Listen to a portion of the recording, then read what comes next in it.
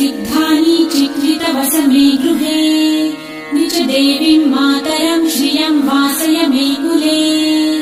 आद्रां पुष्करिणीं पुष्टिपिङ्गलां पद्ममालिनीं चन्द्रां हिरण्मयीं लक्ष्मीं जातवेदो म आवह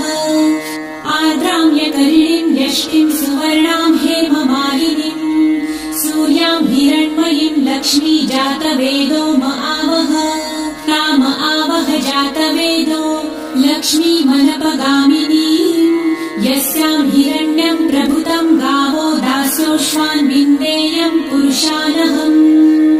यशुचिः प्रयतो भूत्वा